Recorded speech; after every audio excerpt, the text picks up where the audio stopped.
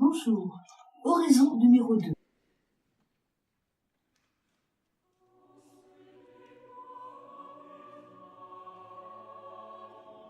D'abord, je tiens à remercier particulièrement ceux qui m'ont regardé pour la première fois.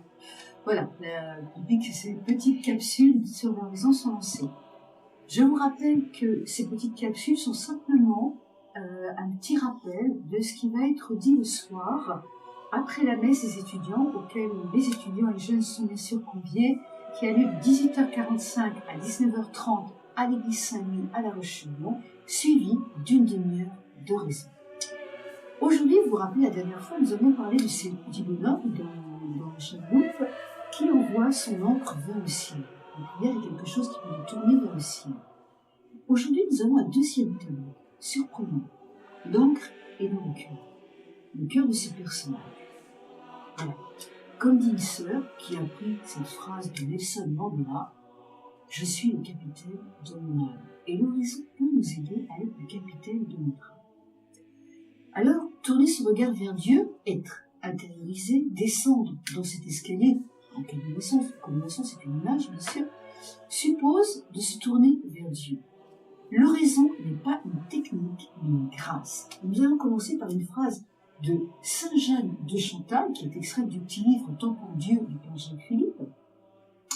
La meilleure méthode d'oraison, c'est de ne pas en avoir, car l'oraison ne s'obtient pas par artifice, on dirait aujourd'hui par technique, mais par grâce. Qu'est-ce que c'est libérant pour nous, même si nous allons essayer de voir s'il y a une petite technique, une petite méthode, des choses plus faciles pour descendre au fond de notre cœur, parce que Dieu se donne gratuitement et librement. S'il y avait une méthode, s'il y avait une technique, il y a toujours des plus intelligents, des plus professionnels, des plus percutants face à une technique. Et là, c'est rassurant, tout le monde est libre devant l'oraison, car Dieu donne sa grâce librement. C'est extraordinaire, rien ne repose sur nos propres efforts, mais sur la miséricorde de Dieu.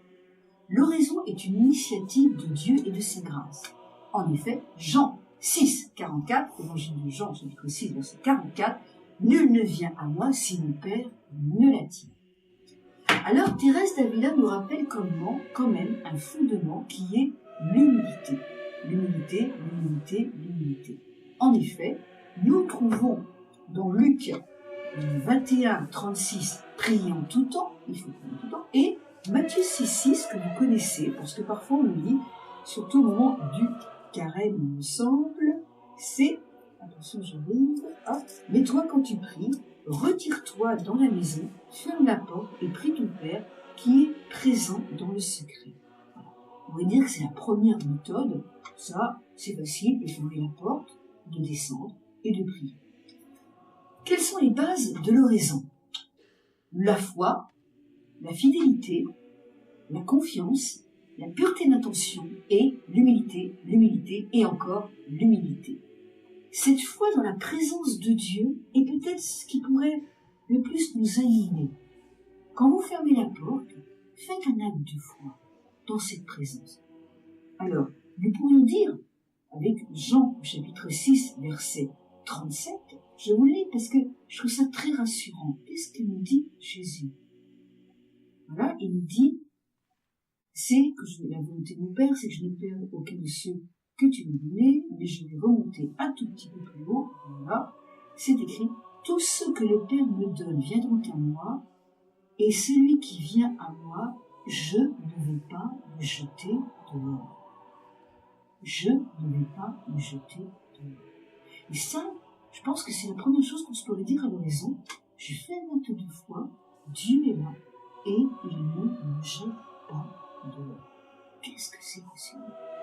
Alors, foi dans la présence de Dieu, foi dans la fécondité et dans la vie d'oraison qui nous transforme, qui nous sanctifie, une fidélité à un temps et à un moment fixé, ça nous en reparlerons, et aussi je crois qu'une pureté d'intention, peut-être d'aller à l'horizon pour prier, pour faire la joie de Dieu, faire sa joie. Alors je reviens aussi sur l'humilité comme dernier point, parce que dans l'Épître de Pierre au chapitre 5, Dieu résiste aux orgueilleux, mais il donne sa grâce aux humbles.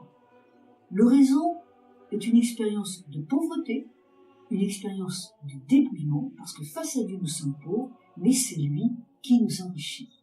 Voilà.